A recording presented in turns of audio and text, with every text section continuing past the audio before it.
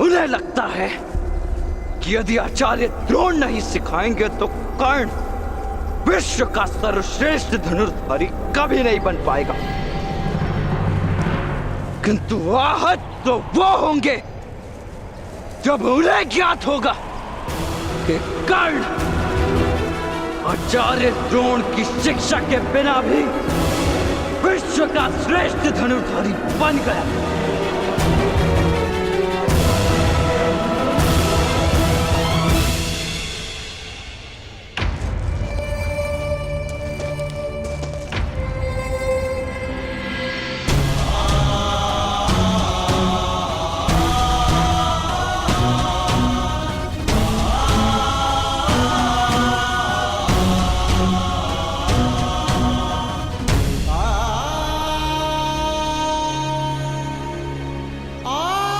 पुत्र कर्ण, घर चलो। तुम्हारी माता अपने पुत्र की प्रतीक्षा कर रही है। माता तो अपने 2 पुत्रों की प्रतीक्षा कर रही होगी। अकेला किस प्रकार चला जाऊं?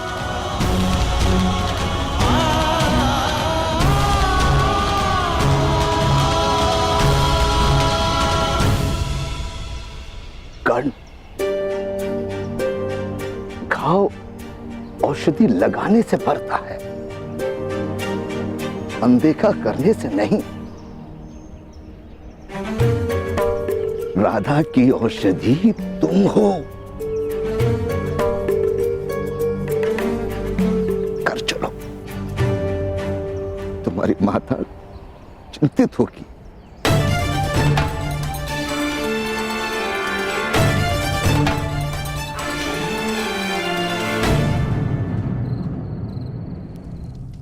आचार्य द्रोण ने मैं शिक्षा देना अस्वीकार कर दिया। हाँ, क्योंकि ना ही मैं राजपुत्र हूं और ना ही उनका पुत्र।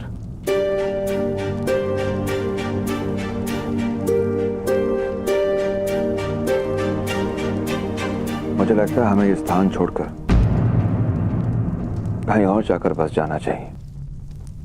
कहां जाएंगे पिताश्री? कहां जाएंगे?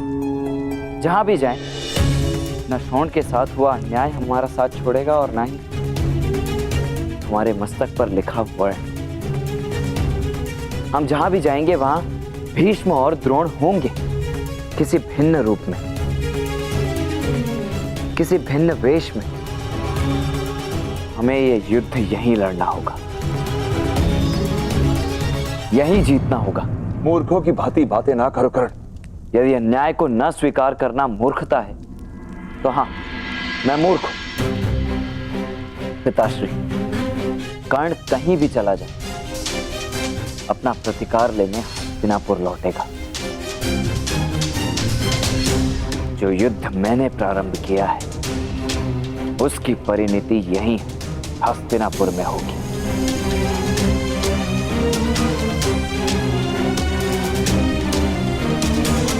कर्ण का परिचय उसका यह संग्राम होगा। ब्राह्मण, क्षत्रिय, शूद्र, वैश्य का शताब्दियों से चला आ रहा ज्ञान नहीं, धनुर्धर तो मैं बनकर रहूंगा।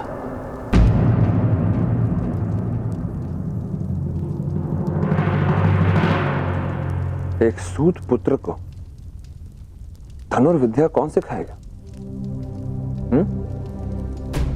कौन तुम्हें महामहिम भीष्म और आचार्य द्रोण के समक्ष लाकर खड़ा कर पाएगा? कौन?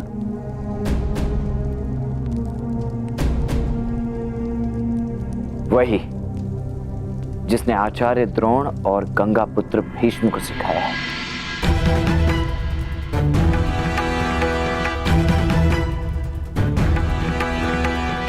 इन दोनों महारथियों के भी तो कोई गुरु होंगे। यदि उनमें से कोई मुझे सिखाए तो बताइए पिताश्री, कौन है इनके गुरु?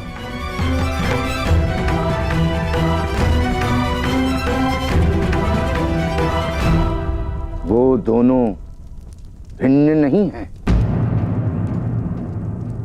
भीष्म और द्रोणाचार्य एक ही महागुरु के शिष्य हैं। क्या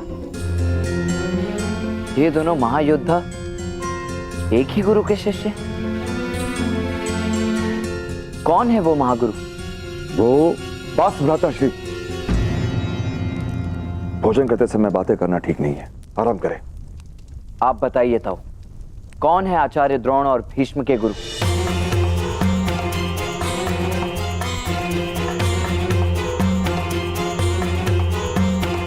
उत्तर क्यों नहीं देते आप मुझे? उससे कोई लाभ नहीं होगा कर्ण। उसे जानने तो दो। बस भ्राता, आप पहले ही कर्ण को पर्याप्त बिगाड़ चुके हैं और हर प्रश्न का उत्तर जानने के लिए हर कोई पात्र नहीं होता। यदि आपने कर्ण से इस विषय में बात की तो मेरा मरा हुआ मुख देखेंगे आप।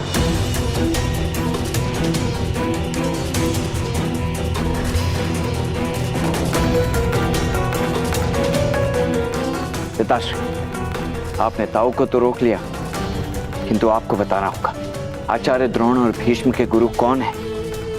पर्याप्त बोल चुके हो कर्ण, जाओ भोजन कर लो।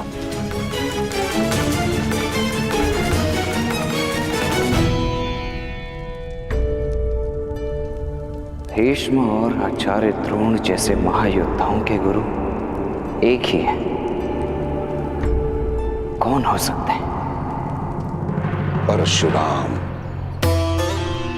मेरे भगवान परशुराम, मेरे आराध्य परशुराम। वो परशुराम जिन्होंने इस धरा को 21 बार क्षत्रिय विहीन किया, 21 बार, और अपने शस्त्र और शास्त्र का ज्ञान मुझे सौंप दिया। आज मैं तुम लोगों को अपने आराध्य परशुराम की सिद्धियों का उदाहरण देता हूं। सोचो, यदि युद्ध भूमि में, युद्ध के मध्य तुम्हारे अस्त्र टूट जाए तब क्या करोगे?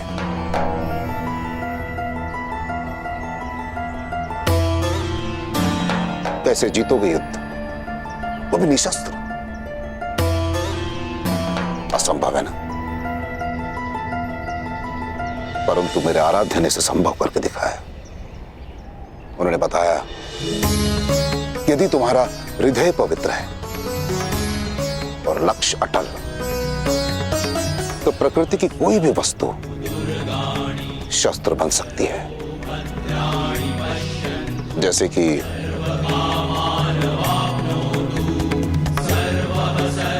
ये घास,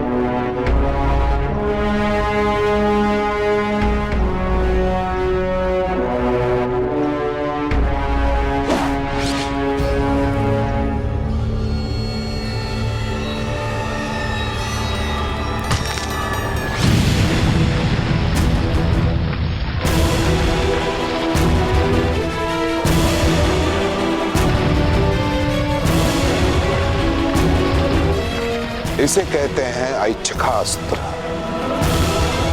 वो अस्त्र जो अपनी इच्छा से प्रकट होता है, इच्छा से। गुरुदेव, क्या आप हमें इसका प्रयोग करना सिखाएंगे?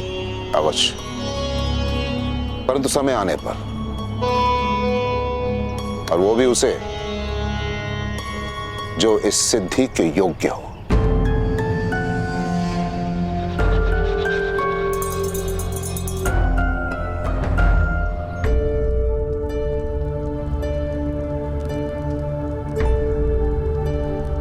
अब तुम्हारा मन शांत है पुत्र कर्ण?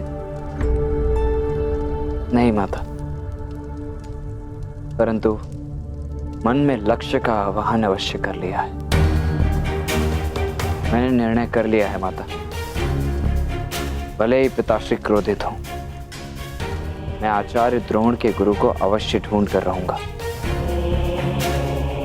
उनसे शिक्षा प्राप्त करके ही रहूंगा। केवल एक ही बाधा है, पिताश्री स्वयं उनका नाम बताएंगे नहीं और ताऊ श्री को उन्होंने सौगंध दे रखी है। तुम्हारे पिताश्री ने तुम्हारे ताऊ को सौगंध दी है तुम्हें कुछ बताने से, किंतु मुझे नहीं।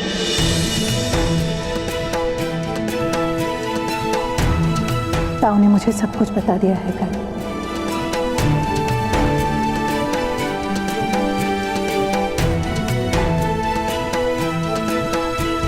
तो बताइए माता, कौन है वो महागुरु?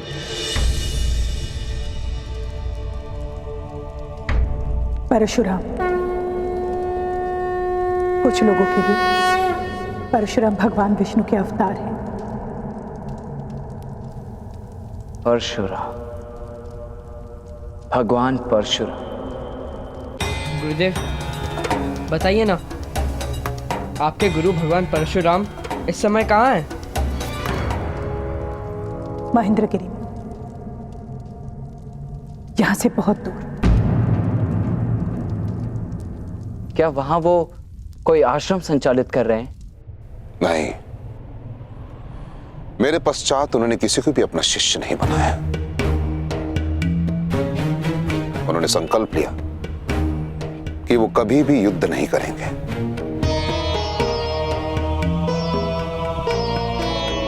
बस एक सामान्य ब्राह्मण के भांति तप करते रहते हैं मेरे आराध्य।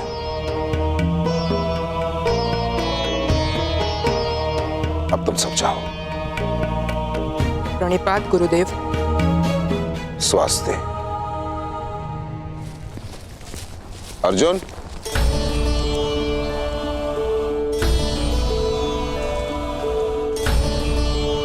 आज संध्या के समय अभ्यास के लिए आ जाना, कुछ सिखाना है तुम्हें। परशुराम, मैं गुरु परशुराम के पास अवश्य जाऊंगा। मैं अभी जाकर वैशाली को बताता हूं। अरे कलेवा तो करके जा। मेरी भूख मिट चुकी है माता।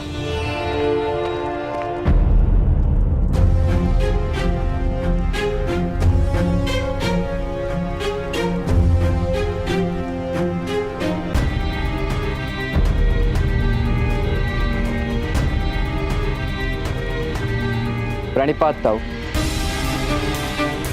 प्रणिपात पिताश्री।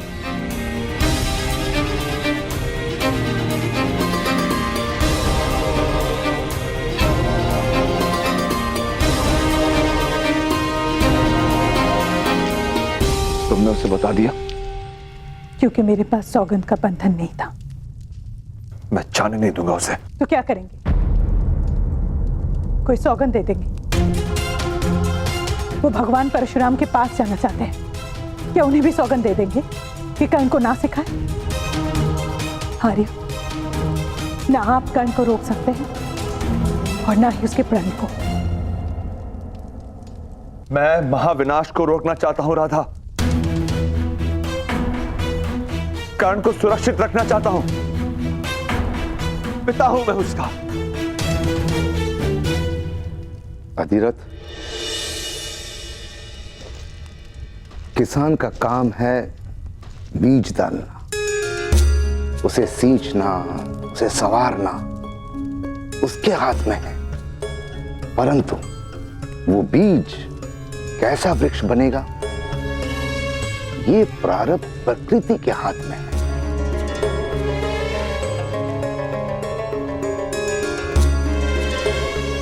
तुमने अपना काम कर दिया, अब कर्ण का प्रारब्ध क्या होता है ये नियति पर छोड़।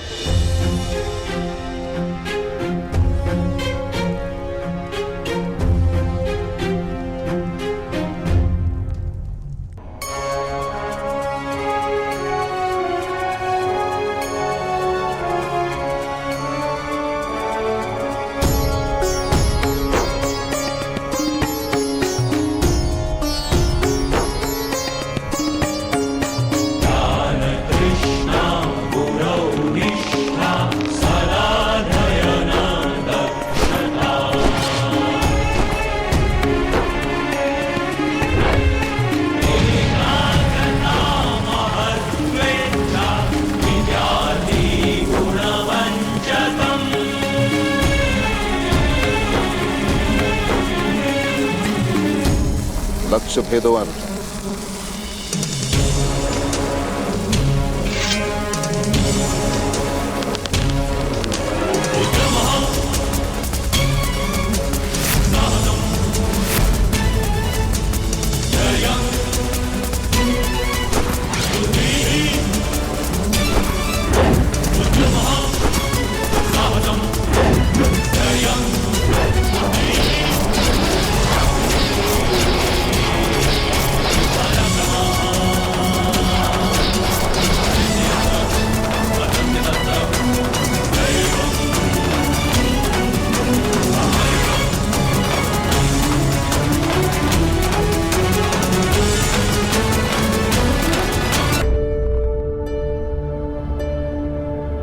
मक्खी इस विश्व का सबसे छोटा और चपल जंतु है, और जो धनुर्धर इसे उड़ते मक्खी को भेद दे वही इस संसार का सर्वश्रेष्ठ धनुर्धर है।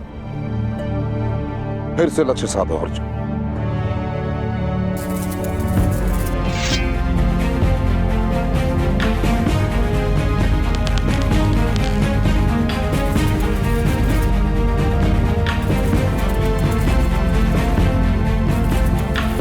किंतु गुरुदेव, संध्या हो गई है, अंधेरे में मक्खी दिखाई नहीं देती। तो क्या अंधकार तुम्हारे प्रतिभा के लिए सीमा बनेगा अर्जुन? ध्यान से सुनो अर्जुन, ईश्वर ने मनुष्य को 5 इंद्रियां दी, नाक, कान, आंखें, जीभ और त्वचा। और एक सच्चे धनुर्धर के पास एक और इंद्री होती है, और वो है आभास। अब एक बात बताओ मुझे, जब तुम्हारे पास 6 इंद्रियां हैं तो तुम एक इंद्री का प्रयोग क्यों कर रहे हो अर्जुन? क्यों? लक्ष्य भेदो।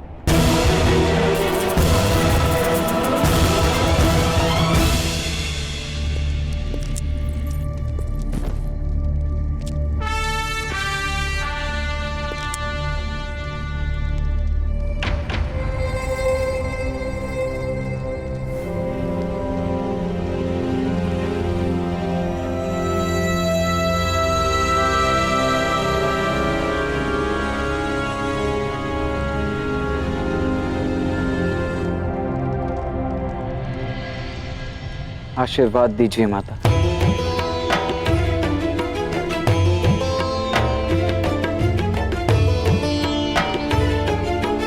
सफल होकर लौटना।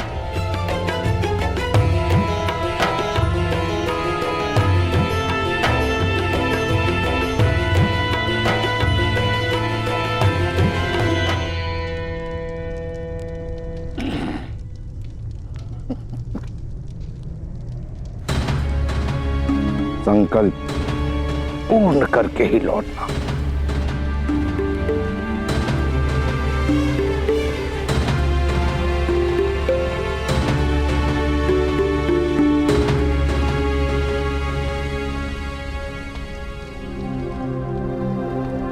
मैं एक बहुत कठिन यात्रा पर जा रहा हूं पिताश्री, आज्ञा आप देंगे नहीं,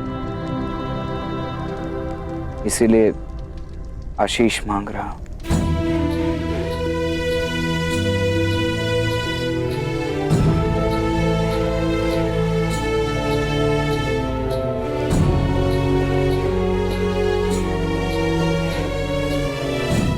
पुनः कर्ण जब भी आपको इसी भांति दंडवत प्रणाम करे, समझ जाइएगा कि कर्ण ने अपना प्रथम लक्ष्य पा लिया, कि वो संसार का सर्वश्रेष्ठ धनुर्धर बन गया।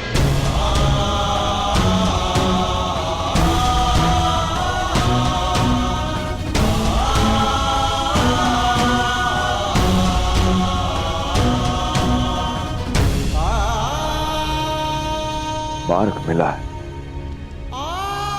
लक्ष्य नहीं। यदि तुम परशुराम जी को पा सके तो तुम्हें शिक्षा नहीं देंगे, वो केवल ब्राह्मण को शिष्य बनाते हैं।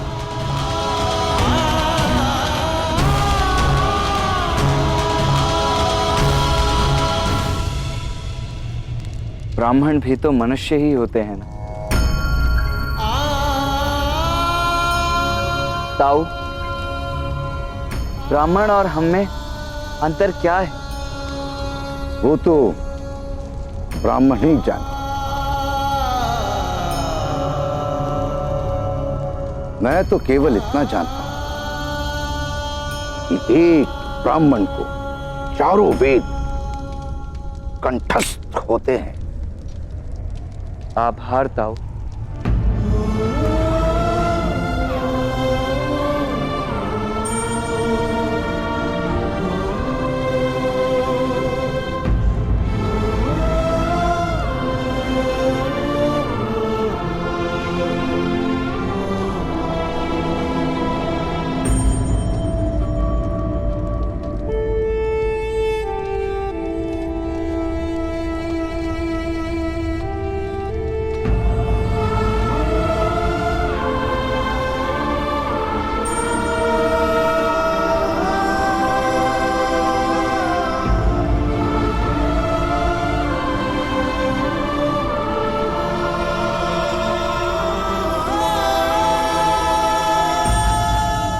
राधेय कर्ण अपनी माता की शपथ लेकर कहता है,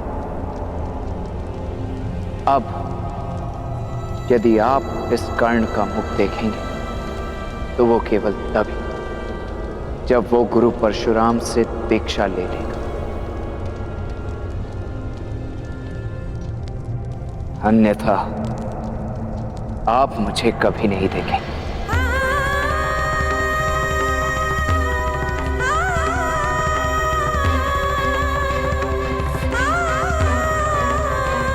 अंतिम प्रणाम।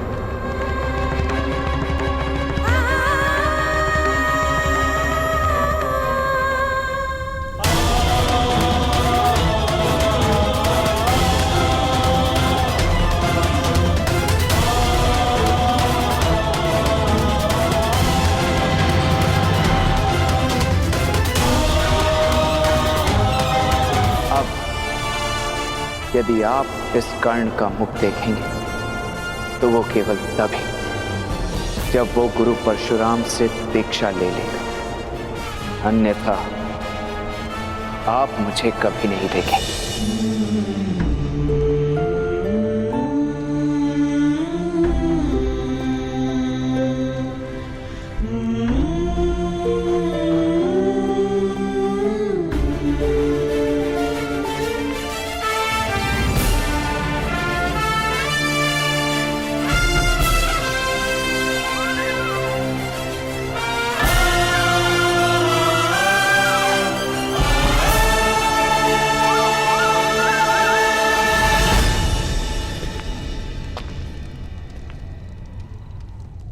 जब तक मेरे वश में रहा मैंने आपके पुत्र को संभाला सूर्यदेव। अब आपकी बारी मेरे पुत्र की रक्षा करने की।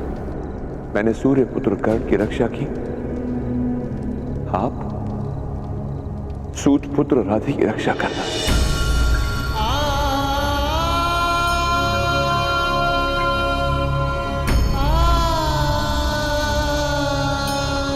मैं ना ये कहूंगा कि सफल होकर लौटना, ना ये कहूंगा कि अपना संकल्प पूर्ण करके लौटना। बस सुरक्षित लौटना हे पुत्र।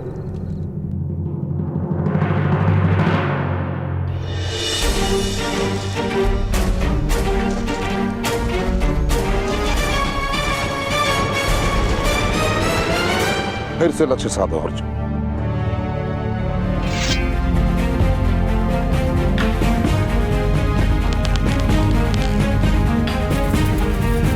किंतु गुरुदेव, संध्या हो गई है,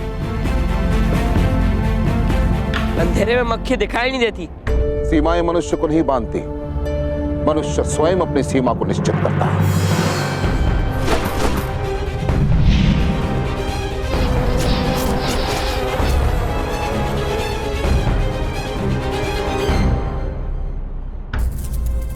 प्रयास करो अर्जुन, अभ्यास करो। तुम्हारा अगला पाठ तभी शुरू होगा जब तुम उड़ती हुई मक्खी को भेद दोगे, वो भी अंधकार में।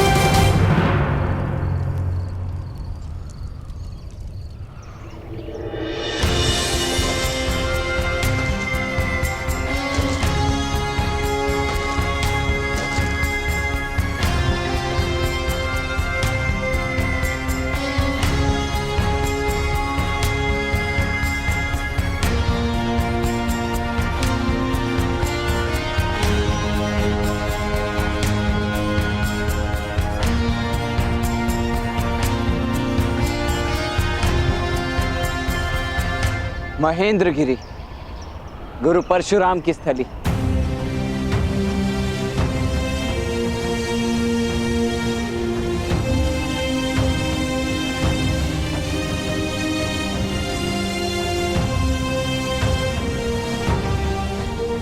वो केवल ब्राह्मण को शिष्य बनाते हैं। एक ब्राह्मण को चारों वेद कंठस्थ होते हैं। ओम हिरण्यगर्भा संवर्तिताग्रे भूतस्य जातः प्रतिरेक आसीत्। तुम में से कोई इस श्लोक को दोहरा सकता है?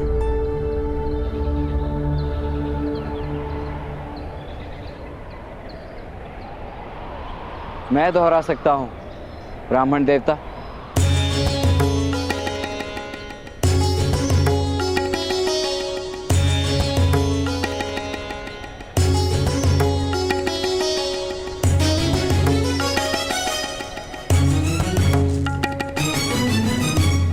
ओम हिरण्यगर्भा संवर्तका भूतस्य जागृत प्रतिरेक आसीत।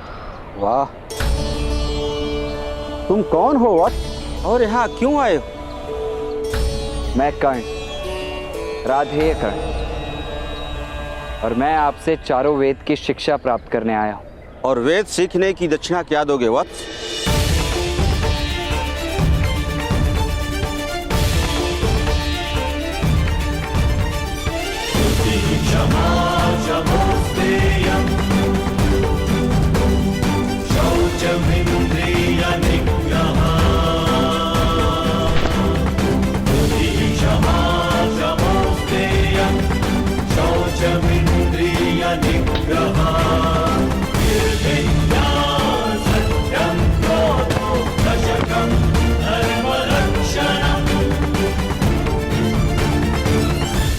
जो कुछ मेरे पास है सब आपको सौंपता हूं। कृपा करके मुझे वेद ज्ञान दे दीजिए। वेदों का संबंध संपत्ति से नहीं है वत्स, श्रुति और स्मृति से। तुम्हारी श्रुति और स्मृति दोनों में कोई खोट नहीं है। सीखने की लगन और निष्ठा तुम्हारे मुख पर है। मैं तुम्हें वेद ज्ञान अवश्य दूंगा कर्ण।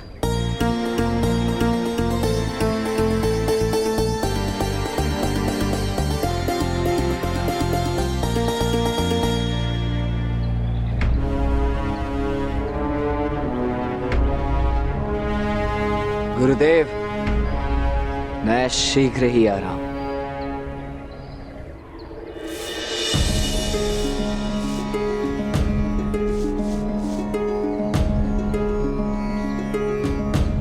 अब स्नान करके आओ कर्ण। अभ्यास प्रारंभ करने का समय आ गया है।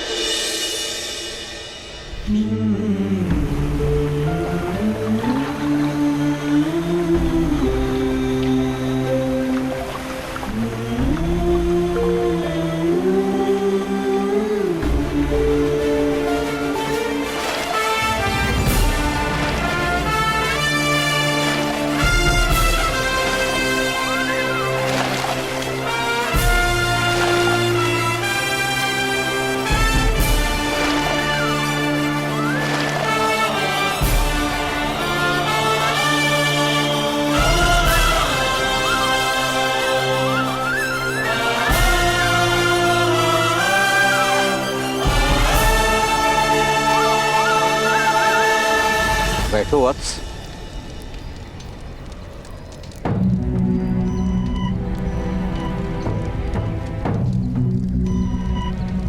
ओम आदित्या वसो रुद्रा विश्वे देवा मरुद्गुणा तिलकम तु प्रयच्छन्तु धर्म कामार्थ सिद्धये। वेदारंभ से पूर्व शुद्धिकरण आवश्यक होता है वत्स। तन तो स्नान के साथ शुद्ध हो चुका है। मन की शुद्धि के लिए हम गायत्री मंत्र का पाठ करेंगे। जैसा मैं कहूं दोहराते जाना। ओम भूर्भुवः स्वः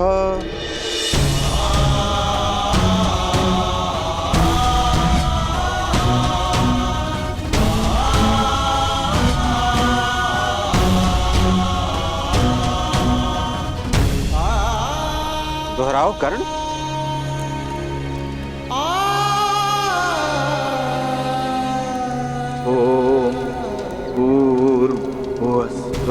तत्सवितुर्वरेण्यं वर्गो देवस्य धीमहि धियो यो नः प्रचोदयात्। ओम शांति शांति शांति। तुम स्वस्थ तो हो न कर्ण?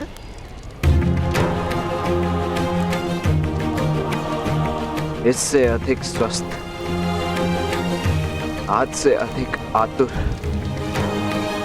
और आज से अधिक प्रस्तुत ये कर्ण कभी नहीं था गुरुवर।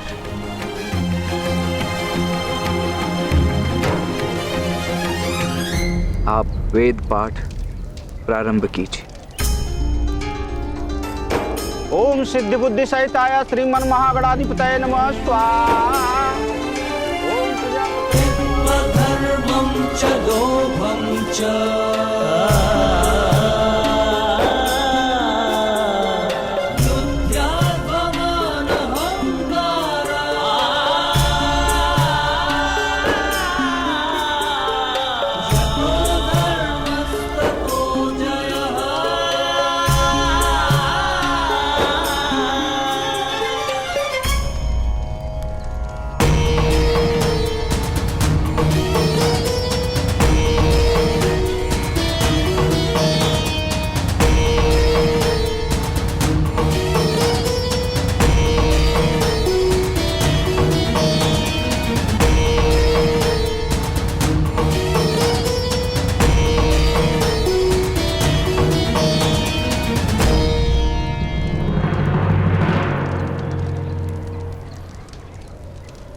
प्रातः काल का सत्र संपन्न हुआ कर अब थोड़े विश्राम के पश्चात दूसरे प्रहर में अगला अध्याय प्रारंभ करेंगे। तब तक मैं अपनी श्रुति और स्मृति का अभ्यास करूंगा गुरुवर। कर्ण, तुम्हारी मेधा के कारण पहले से ही आश्रम के शेष विद्यार्थी तुमसे ईर्ष्या करने लगे। इतने कम समय में इतना कुछ सीखना चाहते हो, ऐसी शीघ्रता क्यों?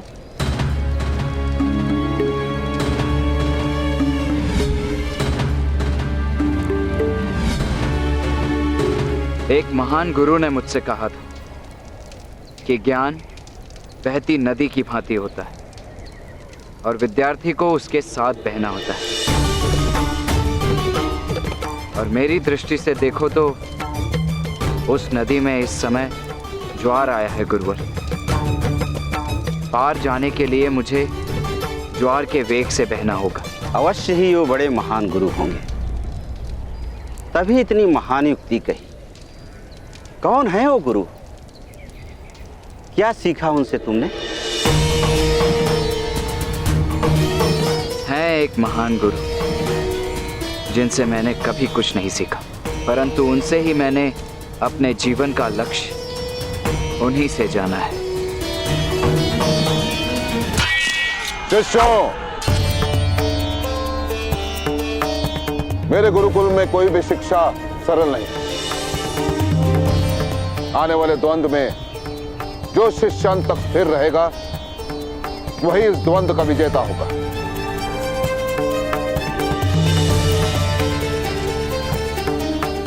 मैं भी देखना चाहता हूं कि तुम सब में से सबसे अधिक शक्तिशाली कौन है।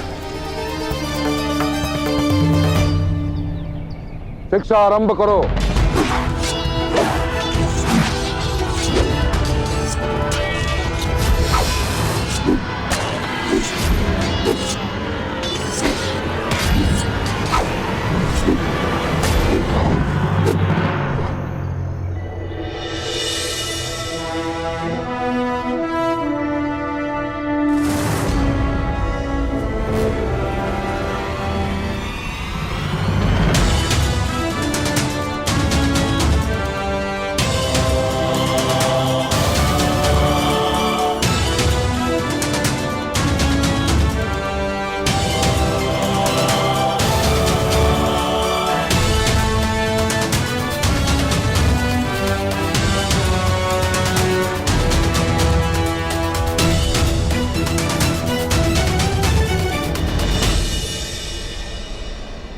आज के अभ्यास का विजेता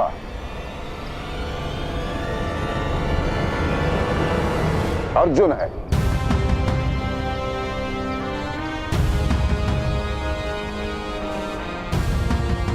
आज का अभ्यास समाप्त हुआ।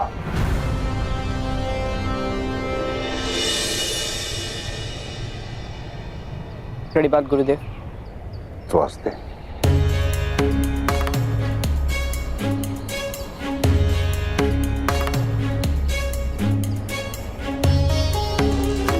सीमाएं मनुष्य को नहीं बांधती, मनुष्य स्वयं अपनी सीमा को निश्चित करता है।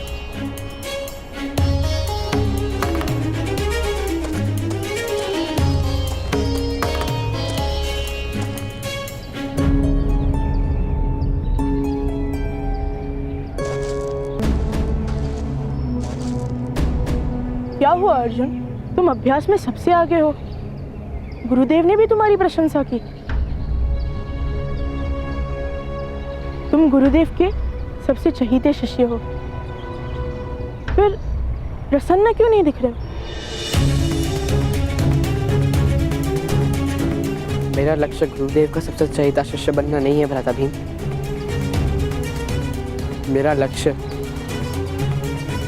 कुछ और है।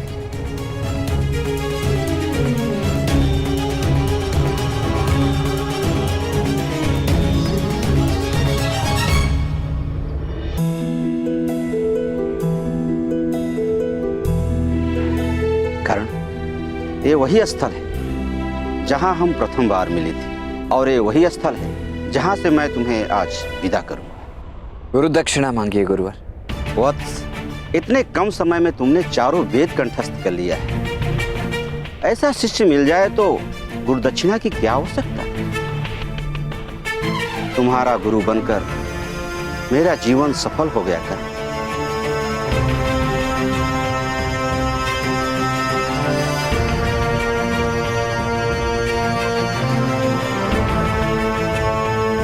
अब प्रस्थान की आज्ञा दीजिए गुरु।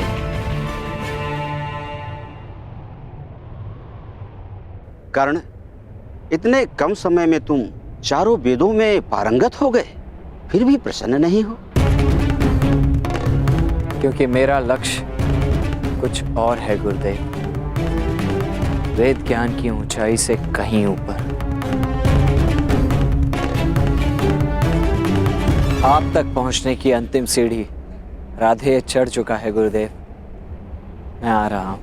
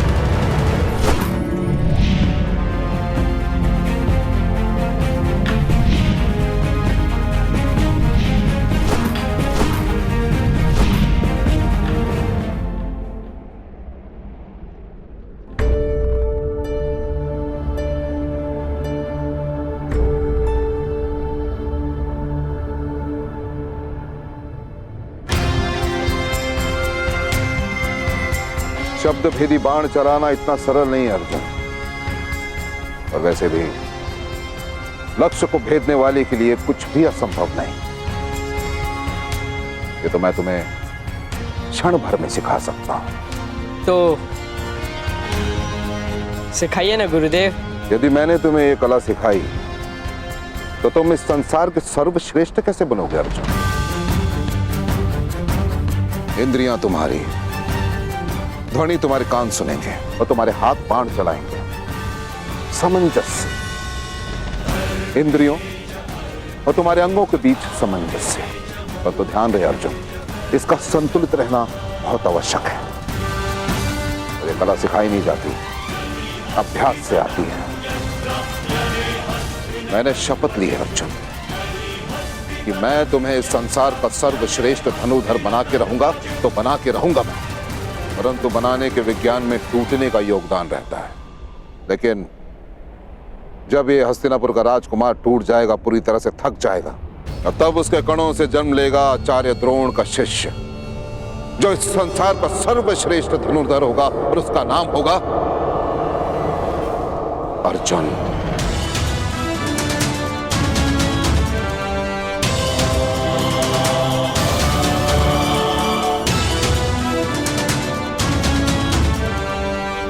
यदि तुम्हें उस ऊंचाई तक जाना है अर्जुन जहां आज तक कोई ना पहुंच पाया हो, तो तुम्हें उतना श्वेत बहाना होगा जिसे आज तक किसी ने न बहाया हो।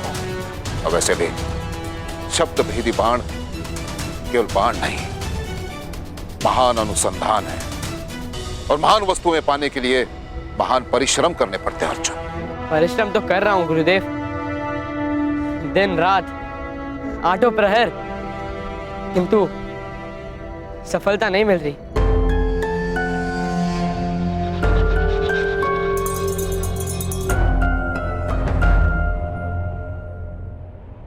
अर्जुन, रेत को अपने हाथों में पकड़ने का प्रयास करो, निकल जाएगी। ये तभी टिक पाएगी जब हाथों में श्वेत हो।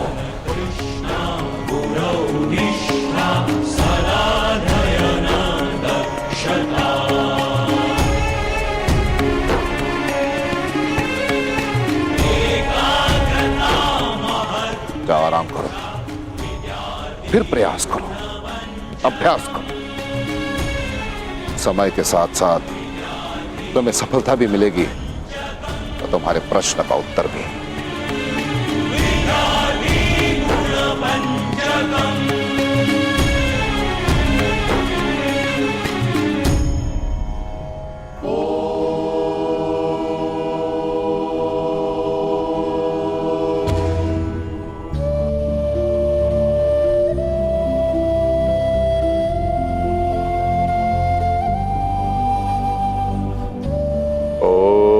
शिवाय नमः।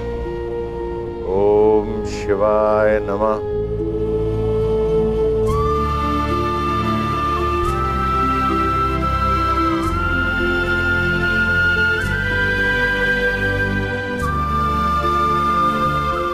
भगवान परशुराम।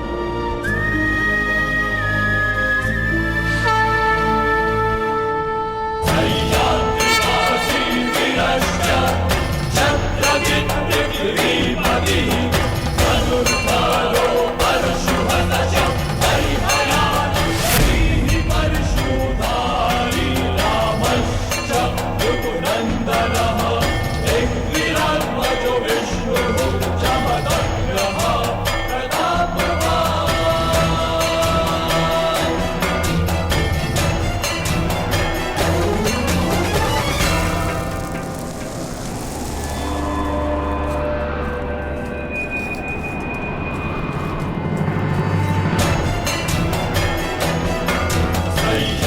जिन तक पहुंचने के लिए इतना तप किया, उनका तप व्यर्थ नहीं जाने दे सकता मैं।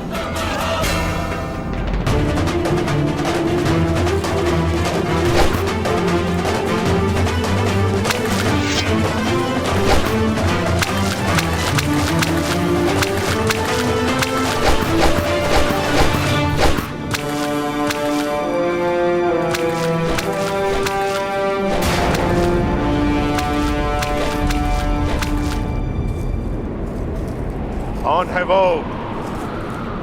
जिसने परशुराम की तपस्या भंग करने का दुस्साहस किया? मैं आपकी तपस्या भंग नहीं करना चाहता था आदरणीय। मैं तो केवल इस शिवलिंग की रक्षा कर रहा था जिसके सामने बैठकर आप तप कर रहे हैं। शिवलिंग पर बाणों से प्रहार करते हो? क्या तुम्हें इतना भी ज्ञान नहीं? शिव सर्वश्रेष्ठ है, उनसे ऊपर कोई नहीं। किसी भी सर्वश्रेष्ठ धनुर्धारी का बाण भी नहीं। महाप्रभु, ये शिवलिंग तो केवल मिट्टी की बनी आकृति मात्र है। श्रेष्ठ शिव नहीं, ये तो उसके साधक की आराधना है जो शिव को शिवत्व की शक्ति देती है। फिर भी यदि अनजाने में भूल हुई हो तो मैं क्षमा चाहता हूँ। वाचाल हो परंतु तर्क का ज्ञान रखते हो, ब्राह्मण हो।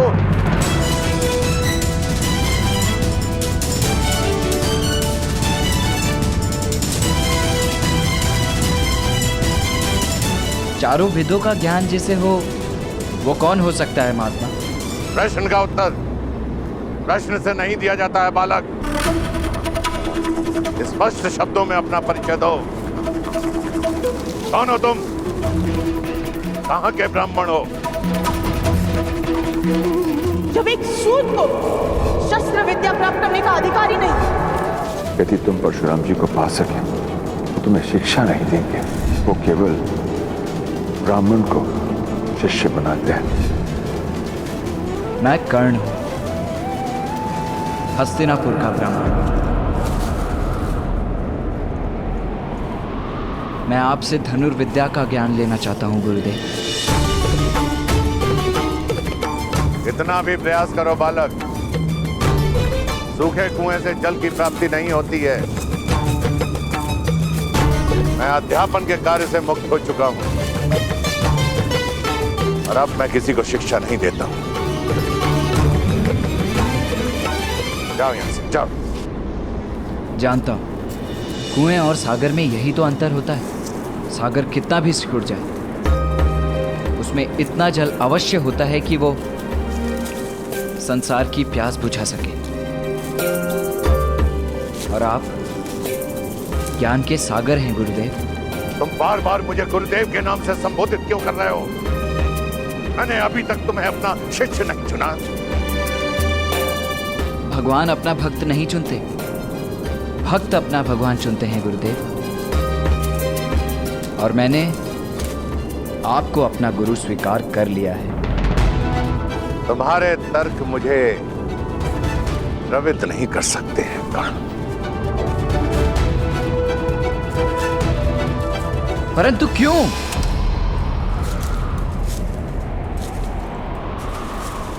याचक को याचना से पहले ज्ञात होना चाहिए कि वो किसके समक्ष याचना कर रहा है। अब मैं एक साधनार्थ ब्राह्मण हूं जिसके पास देने के लिए कुछ भी नहीं है। जब शस्त्र उठाने थे उठा चुका।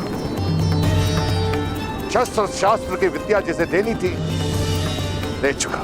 अब ना मुझ में किसी को सिखाने का धैर्य है और ना मुझसे किसी को सीखने की पात्रता। पात्रता तो केवल परीक्षा से सिद्ध होती है ना गुरुदेव। मुझे एक अवसर दीजिए, यदि मैं योग्य सिद्ध हुआ तो कदाचित आपको भी सिखाने का मन हो जाए। बाणों का छोटा सा माया जाल रचकर कुछ तर्क देकर तुम्हें लगता है कि तुम मेरा शिष्य बनने योग्य हो? नहीं गुरुदेव, मैं ये नहीं कह रहा कि मैं योग्य हूं, किंतु आपसे एक निवेदन है। मुझे एक अवसर तो दीजिए, अपनी योग्यता और अयोग्यता प्रकट करने के लिए।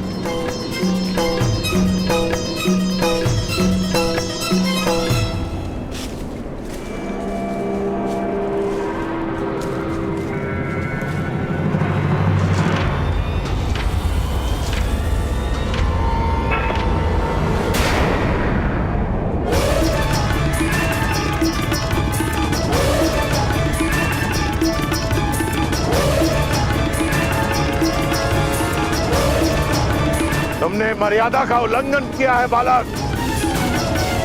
तुमने मेरे पर्दे को छूने का दुस्साहस किया है। दुस्साहस में भी साहस छुपा होता है गुरुदेव। बस एक अवसर दीजिए, परीक्षा लीजिए मेरी। मैं अपनी माता को वचन देकर आया हूं कि विश्व का सर्वश्रेष्ठ धनुर्धर बनकर लौटूंगा या कभी नहीं लौटूंगा। आप भी मात्र भक्त हैं, एक अवसर दीजिए। यदि मुझे सुपात्र न पाए तो इसी फरसे से मेरा सर काट दीजिएगा। मूर्ख बालक, जानता है तू किससे बात कर रहा है? उनसे जिन्होंने एक नहीं 21 बार धरा को क्षत्रियों से विहीन कर दिया था। उनसे जिन्होंने अपने पिता के वचन पर अपनी माता का सर काट दिया था। उनसे जो मुझे योग्य न पाकर एक क्षण का भी विचार नहीं करेंगे मेरा सर काटने में। अपने प्राणों के मोल पर बस एक अवसर मांग रहा हूं। याचक को खाली हाथ नहीं जाने दिया जाता गुरुदेव।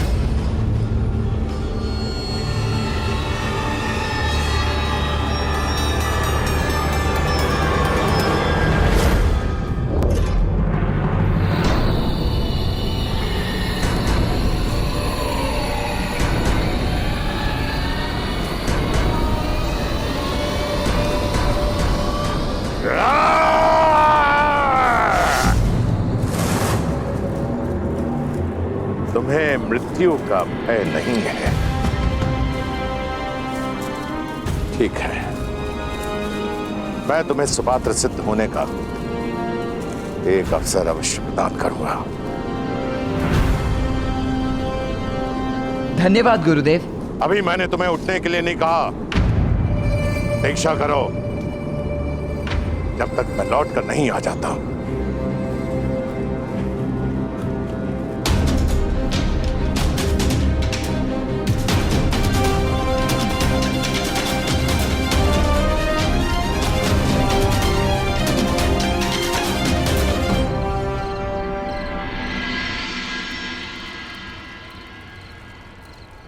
तो क्या अंधकार तुम्हारे प्रतिभा के लिए सीमा बनेगा अर्जुन? तुम्हारा अगला पाठ तभी शुरू होगा जब तुम उड़ती हुई मक्खी को भेद दोगे, वो भी अंधकार में।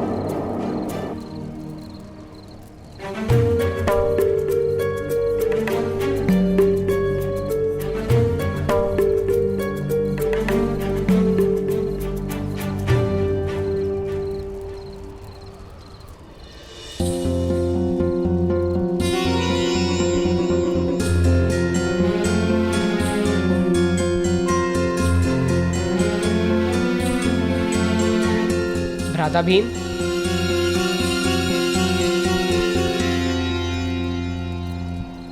भ्राता भीम,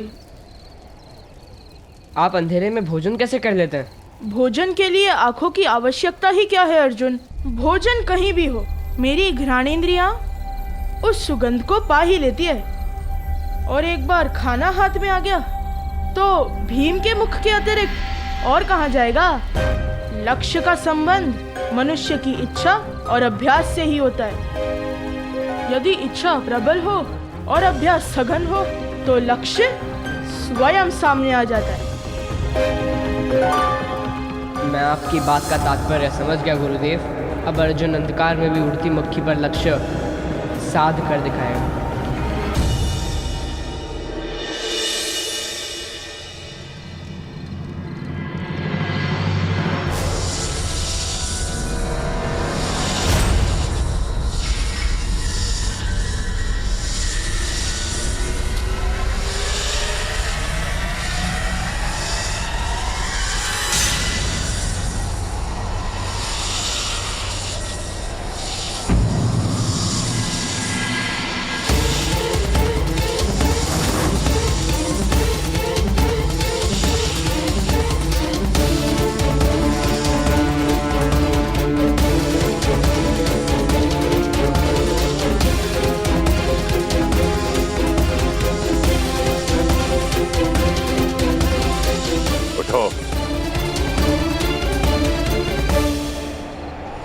सर्प के इतने समीप आने पर भी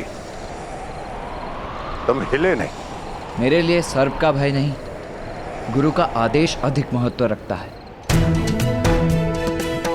मेरे गुरु का आदेश था जिसे मैं किसी भी मूल्य पर टाल नहीं सकता था। अच्छा, इतनी बड़ी बात। यदि इस जीवन में अवसर मिला तो इसे सिद्ध भी करके दिखा दूंगा गुरुदेव। ठीक है, मैं तुम्हें 3 कार्य सौंपता हूं। यदि तुम उन कार्यों में सफल हुए तो मैं तुम्हें अपना शिष्य बनाने के बारे में अवश्य विचार करूंगा। आदेश करे गुरुदेव। यहां पास में ही एक जल स्रोत है जहां से मैं अपने लिए संध्या के लिए जल लेकर आता हूं, परंतु कुछ समय से वो जल स्रोत अवांछनीय बाधाओं के कारण अविरोध हो चुका है। तुम जाकर उसे हटाओ।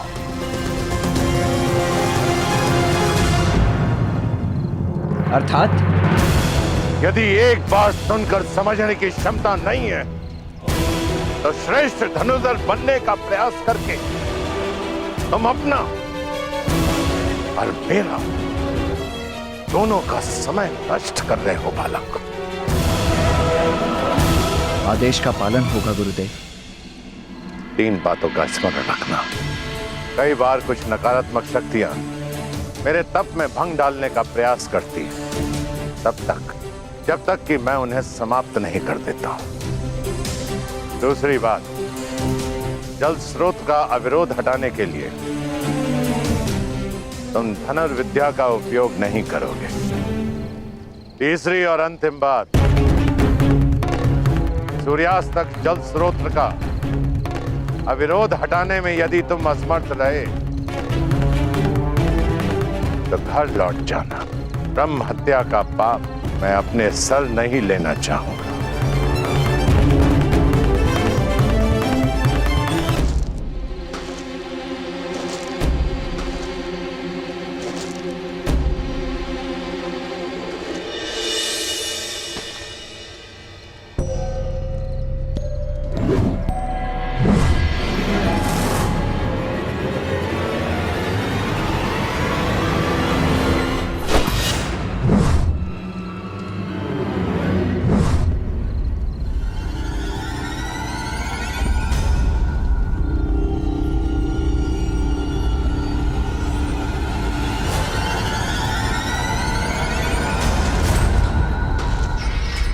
कौन है?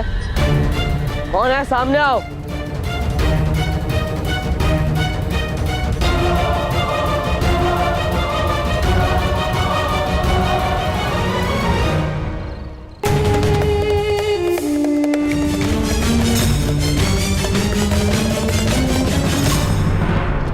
ठहरो।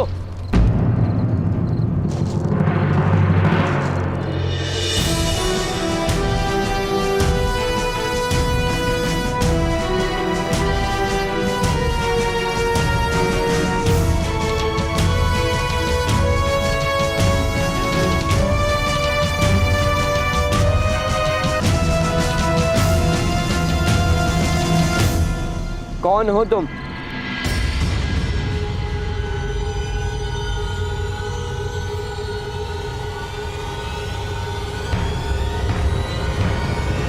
परिचय दो अपना।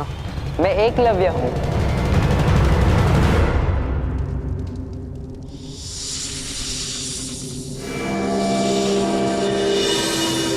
कौन है वहां?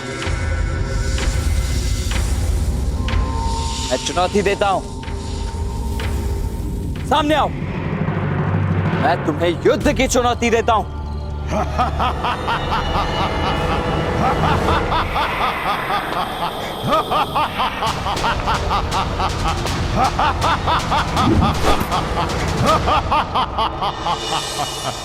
आपको शब्द वेदी बाण चलाने का अभ्यास करते देखा तो रुक गया।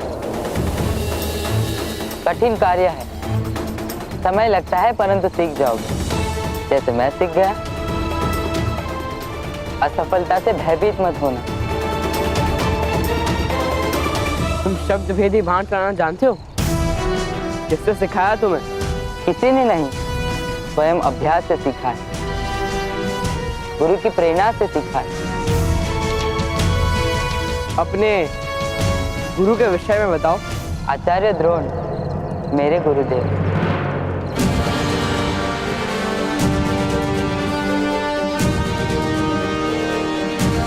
असत्य।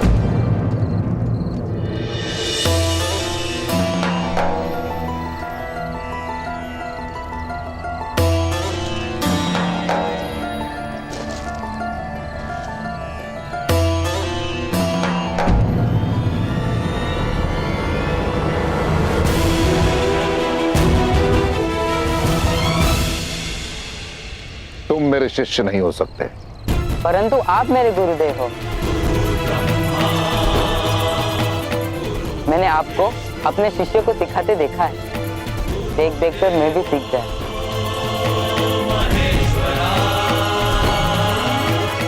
मैंने आपको देखा और अभ्यास किया आपकी मूर्ति के समक्ष।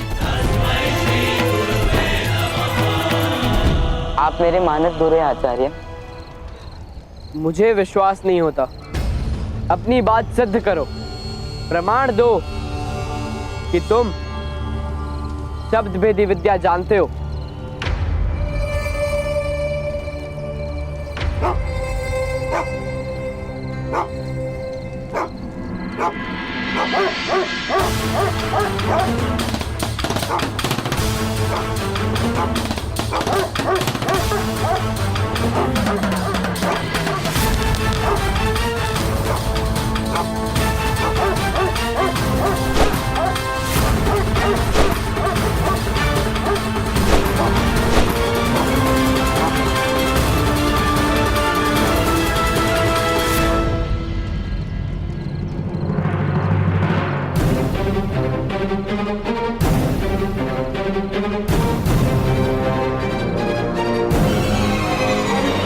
प्रमाण मिल गया राजपुत्र। अद्भुत। तुम्हारी जितनी प्रशंसा की जाए उतनी कम है।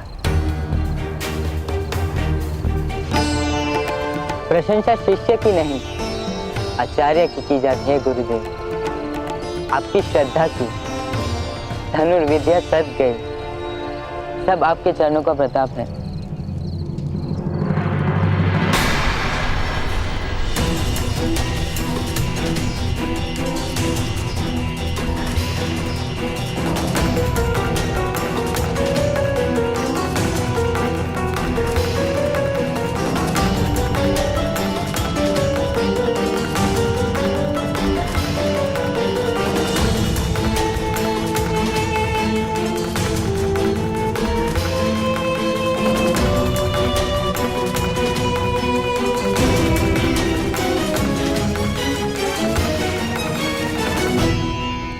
सूर्योदय होने वाला अर्जुन, जाओ विश्राम करो।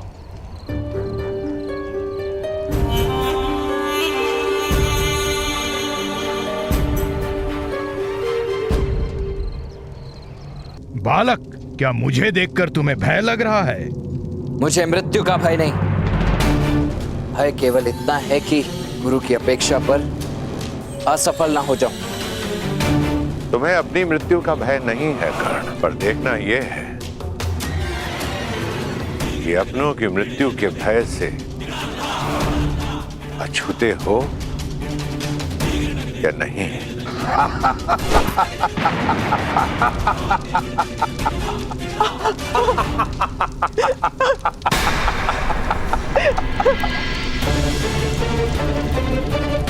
माता, अब क्या करोगे कर्ण? माता! करो, प्रहार करो। क्यों रुक गए हो? अब केवल तुम्हारे पास एक ही मार्ग है। वापस लौट जाओ वापस। इसी में तुम्हारी माता सुरक्षित रहेगी। अब निर्णय तुम्हारे हाथों में है।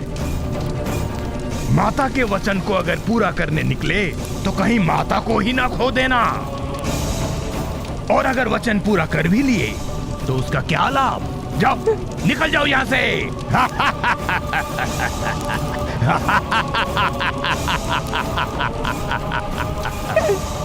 मेरी प्राणों की रक्षा करो, जैसे कह रहे वैसे करो कर्ण। घर लौट जाओ कर्ण, घर लौट जाओ।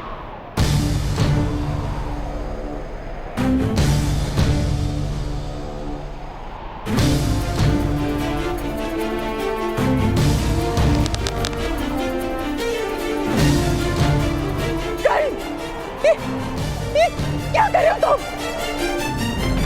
ये मार डालेगा मुझे। घर लौट जाओ, घर लौट जाओ। कर नहीं, नहीं।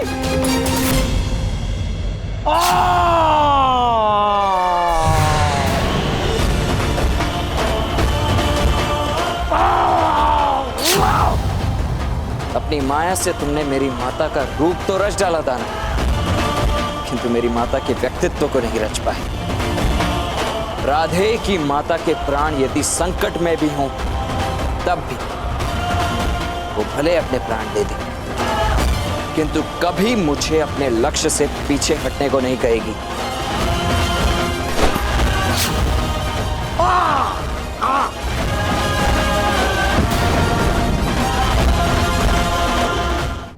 मुझे शीघ्र ही जल स्रोत तक पहुंचना होगा।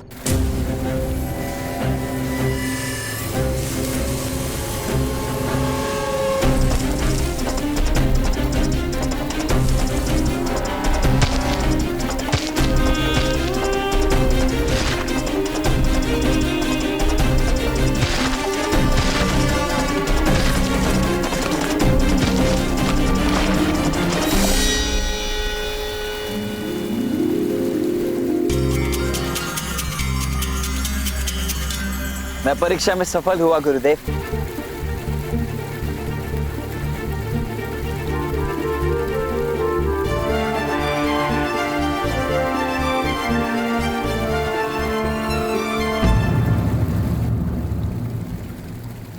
ये जल प्रवाह पुनः क्यों रुक गया?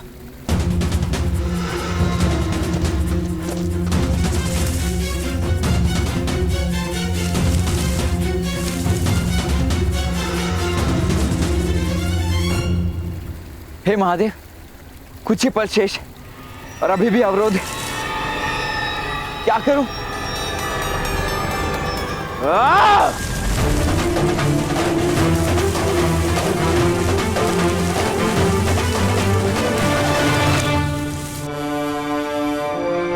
मैंने जल मांगा था बालक।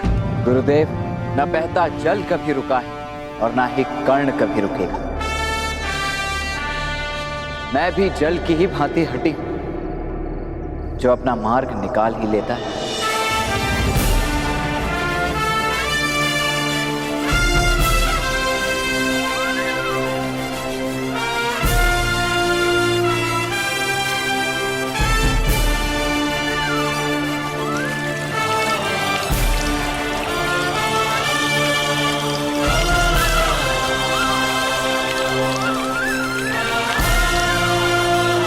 अब आप मेरे मार्गदर्शक बने।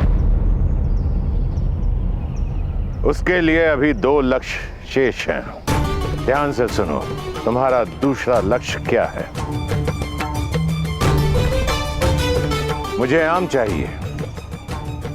तुम्हें इस कार्य को करने के लिए केवल और केवल 1 सप्ताह का समय है। क्या एक आम? 1 सप्ताह क्यों गुरुदेव? मैं आज ही आपकी सेवा में आम प्रस्तुत करता हूं, बल्कि अभी। लक्ष्य प्राप्त करने के लिए नियम तो सुनते जाओ। पहला, मुझे वो आम चाहिए जो अपने आप डाल से अलग हो और भूमि पर ना गिरे। भूमि पर गिरने से पहले तुम्हें उस आम को लपकना होगा।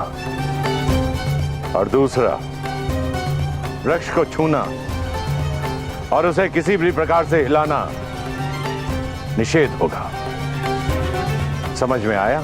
जी, और निश्चित रूप से तीसरा नियम यह होगा कि मुझे धनुर्विद्या का प्रयोग नहीं करना है। अर्थात इस वानर में भी तनिक बुद्धि है। अब खड़े होकर मेरा मुख क्या देख रहे हो? कुछ दिनों में आम की ऋतु समाप्त हो जाएगी। यदि तुमने मुझे आम लाकर नहीं दिया तो अपना मुख मेरे समक्ष मत लाना।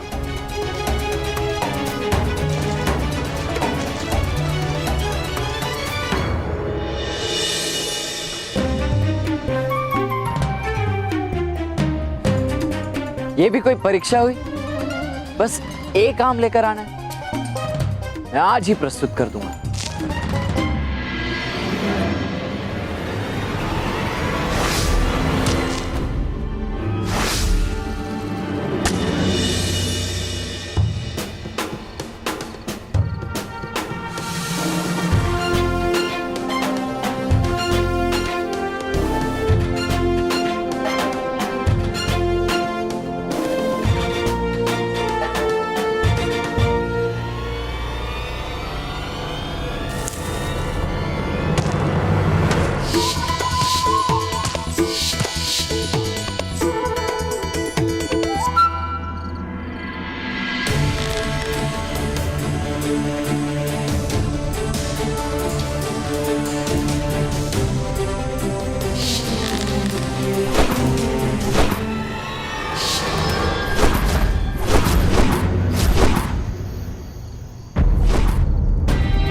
कैसे कैसे एकलव्य ने केवल अभ्यास से शब्द भेदी कला प्राप्त की? यदि उसने प्राप्त की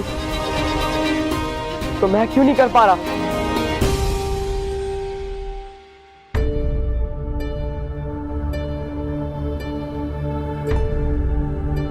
प्रणिपात गुरुदेव। अर्जुन, मैं तुम्हारी प्रतीक्षा करूंगा। अर्जुन, बैठो, क्षण भर विश्राम करो, क्योंकि निद्रा और थकान तुम पर हावी हो रही है। नहीं गुरुदेव, आपने कहा था ना, क्या अंधकार मेरी सीमा है?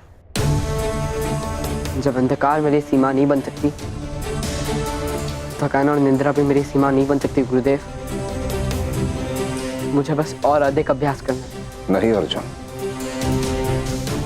तुम स्वयं पर दबाव डाल रहे हो, और ये सत्य है कि निश्चित रूप से दबाव मनुष्य को कठोर और श्रेष्ठ बनाता है, परंतु सीमा से अधिक दबाव मनुष्य को तोड़ देता है, जो मैं नहीं चाहता। तुम्हें केवल इतना करना है अर्जुन। नहीं गुरुदेव, आप मत बताना। यदि एकलव्य अपने परिश्रम से शब्द भेदी बाण चलाना सीख सकता है, तो मैं क्यों नहीं सीख सकता गुरुदेव? अवश्य सीख सकते हो। जिस प्रकार भरे हुए पात्र में अधिक जल नहीं समा सकता, उसी प्रकार भरे हुए मन में ज्ञान नहीं समा सकता। तुम्हें सर्वप्रथम अपने मन को खाली करना होगा, और जिस दिन तुम्हारे भीतर के स्वर तुम्हें सुनाई देना बंद हो जाए, उस दिन तुम शब्द भेदी बाण चला सकते हो। बस प्रतीक्षा करो क्षण की।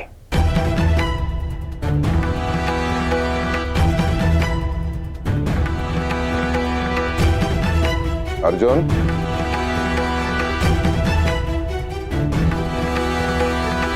स्मरण रहे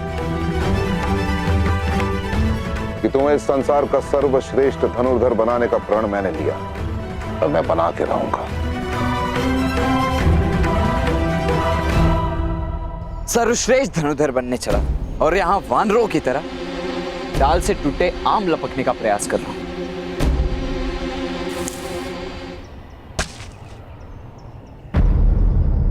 मुझे आभास कैसे हुआ कि एक और आम गिरने वाला है?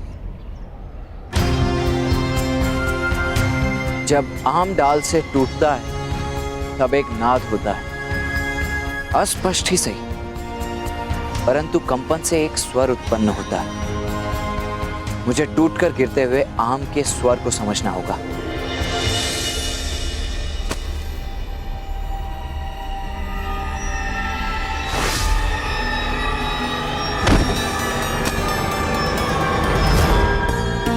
मैं सफल हुआ, मैंने कर दिखाया गुरुदेव।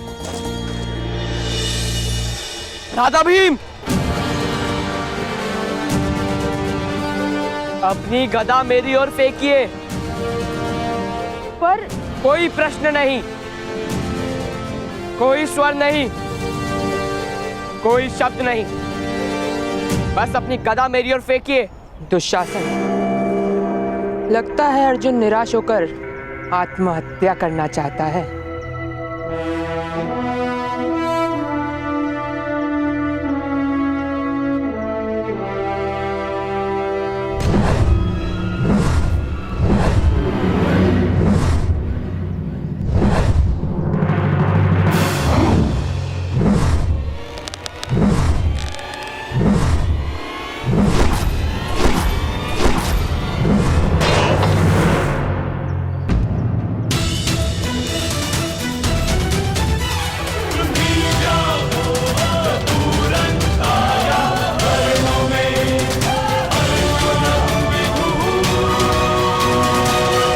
मैं भेद समझ गया राधा भीम।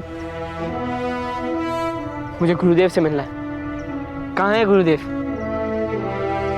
कुछ समय पूर्व मैंने उन्हें वन की ओर जाते हुए देखा। वन की ओर?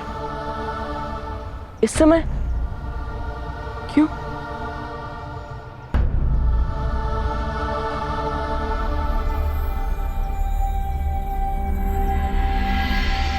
देखिए, बिना बाण या बल का उपयोग किए मैंने उन्हीं नियमों के साथ इस फल को प्राप्त किया है जो आपने बताए थे। तीसरी चुनौती सुनो कर्ण। गुरुदेव, तीसरी चुनौती धनुर्विद्या की होनी चाहिए। यदि नहीं हुई तो? मैं समझ नहीं पा रहा हूं कि आप ऐसा क्यों कर रहे हैं गुरुदेव। यदि परीक्षा लेनी ही है तो मेरे लक्ष्य संधान की लीजिए। इस भांति विचित्र परीक्षाएं क्यों ले रहे हैं जो किसी काम की नहीं? यदि तुम्हें अपनी धनुर्विद्या पर इतना गर्व है तो मेरे पास सीखने की याचना लेकर क्यों आए? यदि मुझसे ज्ञान प्राप्त करना है तो तुम्हें प्रारंभ से आरंभ करना होगा। मेरे साथ तुम्हारी यात्रा श्रेष्ठ से सर्वश्रेष्ठ तक होगी। दैत्य की माया को समझकर, जल प्रवाह के अविरोध को हटाकर और राम लाकर तुमने अपनी सभी परीक्षाओं में अपनी योग्यता का परिचय दिया है, परंतु लक्ष्य भेदने में तुम कितने सक्षम हो यह जानना भी शेष है। तीसरी चुनौती बताइए प्रभु। तीसरी चुनौती,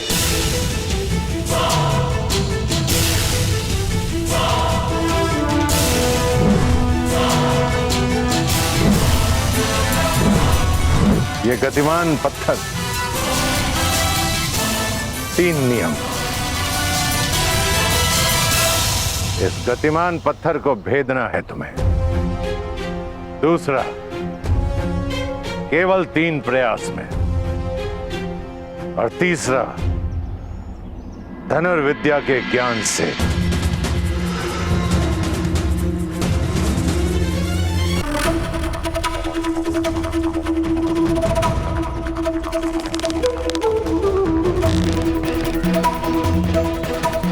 क्रोध। मैं केवल और केवल राजकुमारों को ही शिक्षा देता हूं।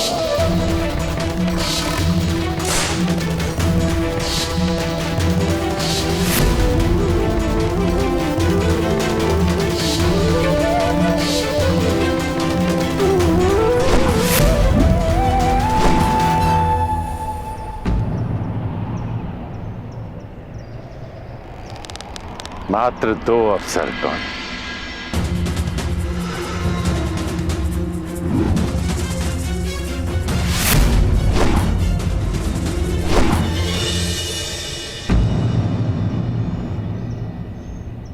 अंतिम अवसर कर्ण, अंतिम। यदि इस बार तुम अपना लक्ष्य नहीं भेद पाए, तुम मेरे शिष्य बनने से वंचित रह जाओगे। कर्ण कहते हैं, क्रोध, अशांति, पीड़ा ध्यान केंद्र में सबसे बड़ी बाधा है। अपने क्रोध को, अपनी अशांति को, अपनी पीड़ा को शस्त्र बनाकर इसका उपयोग करो कर्ण, उपयोग करो।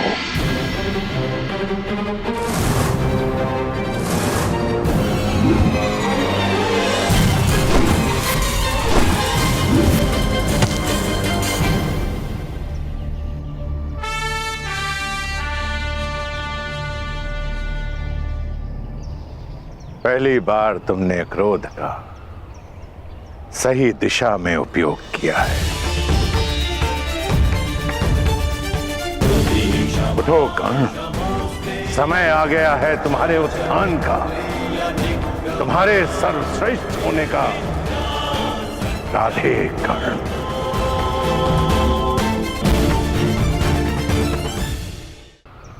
मैं धन्य हुआ गुरुदेव। कहीं मैं स्वप्न तो नहीं देख रहा, क्या सत्य ही आपने मुझे अपना शिष्य स्वीकार किया है? हाँ एकलव्य, मैंने तुम्हारा कौशल्य देखा एकलव्य। यूं समझो कि तुम्हारी शिक्षा पूर्ण हुई। मैं तुमसे गुरु दक्षिणा मांगने आया हूं।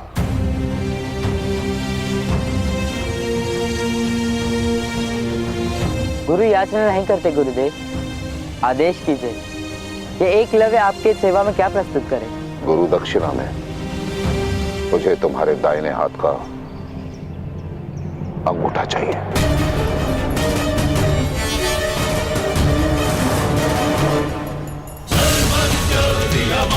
क्यों? भय लग रहा है एकलव्य? नहीं गुरुदेव, भयभीत नहीं। मैं तो बस ये सोच रहा था कि आपने इतनी तुच्छ वस्तु मांगी। आदेश करके देखते गुरुदेव, एकलव्य अपना सर काट के आपके चरणों में रख देता।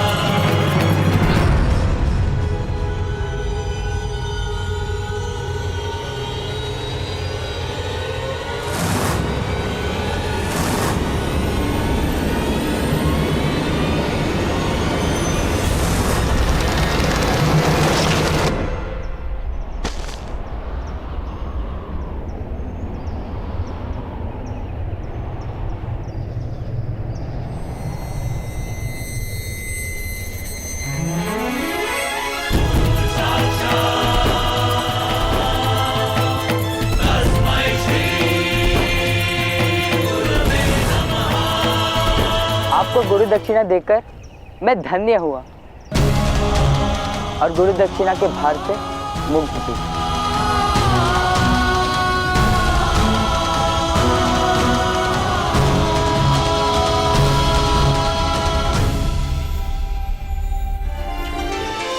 जिसने मुझे देव की तरह पूजा और मैंने असुर के भांति उसकी तपस्या को भंग कर दिया। राजधर्म निभाने के लिए गुरु धर्म के साथ छल किया है इस द्रोण ने, और मेरे इस जघन्य अपराध के लिए इतिहास इस द्रोण को कभी क्षमा नहीं करेगा। कुछ वर्षों बाद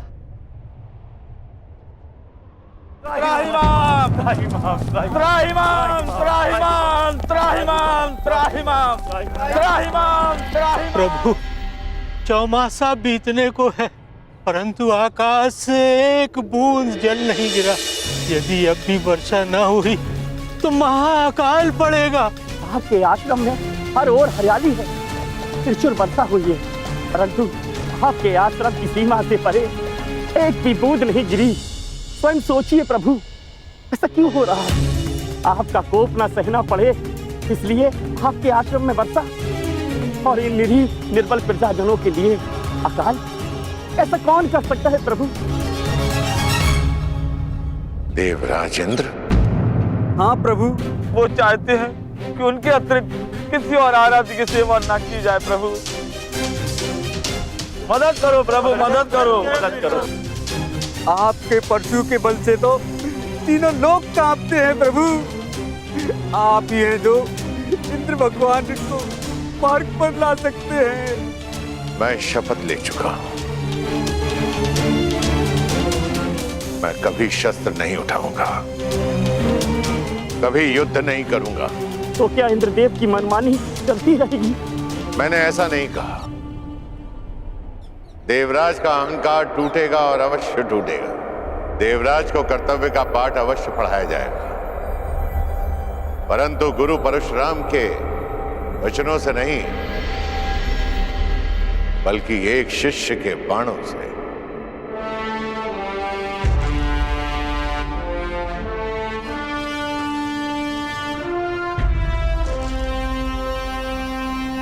समय आ गया है संग्राम का।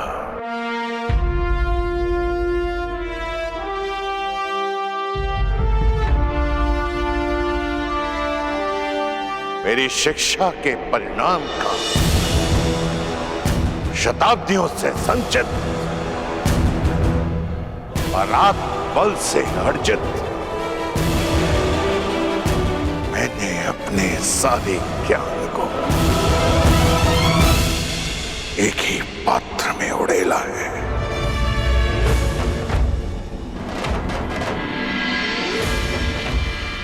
तब से तपाया है मैंने उसे। गंगा पुत्र भीष्म और द्रोण, लोह से कुंदन बनाया है मैंने।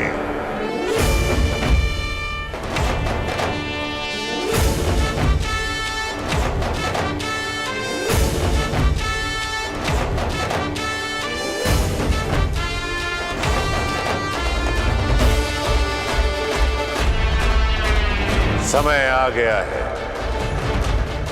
मेरे इस शिष्य की अंतिम परीक्षा।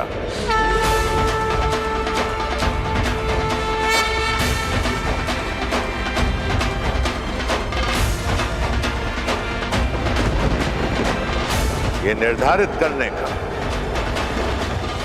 कि मैंने सुपात्र चुना है या नहीं।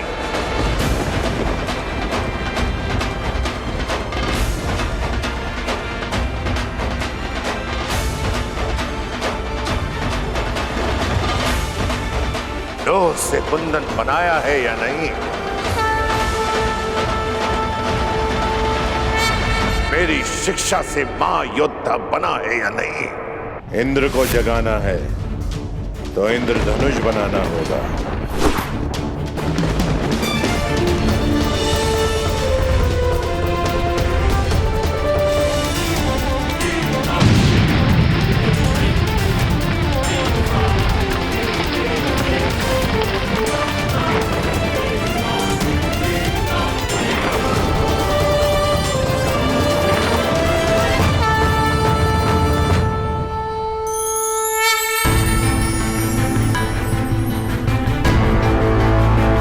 प्रसन्न करके आज तक देवराज का आह्वान बहुतों ने किया, किंतु रुष्ट कर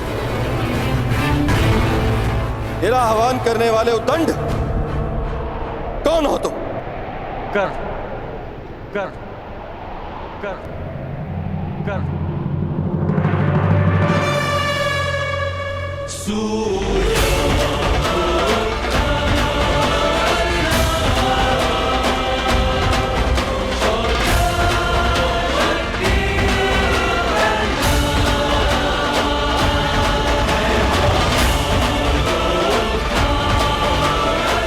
राधे कर